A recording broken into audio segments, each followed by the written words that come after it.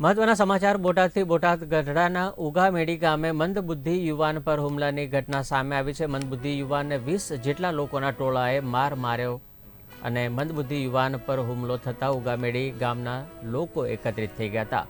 ગામ લોકો ગઢડા પોલીસ સ્ટેશને પહોંચ્યા હતા અને પોલીસ ફરિયાદ પણ નોંધાવી હતી। નોંધનીય છે કે મંદબુદ્ધિ યુવાન પર હુમલાની ઘટના છે। ગામ લોકો ગઢડા પોલીસ સ્ટેશને આ અંગે ફરિયાદ નોંધાવવા પણ પહોંચ્યા હતા। ગઢડાના ઉગામેડી ગામે મંદબુદ્ધિ યુવાન પર હુમલાની ઘટના સામે આવી છે। મંદબુદ્ધિ યુવાનને 20 જેટલા લોકોના ટોળાએ ઢોર માર માર્યો હોવાનું સામે આવ્યું છે। ત્યારે મંદબુદ્ધિ યુવાન પર હુમલો થતાં જ ઉગામેડી ગામના લોકો એકત્રિત થઈ ગયા હતા। ગામના લોકોએ ગઢડા પોલીસ સ્ટેશન પહોંચી આ અંગે પોલીસ ફરિયાદ નોંધાવી છે।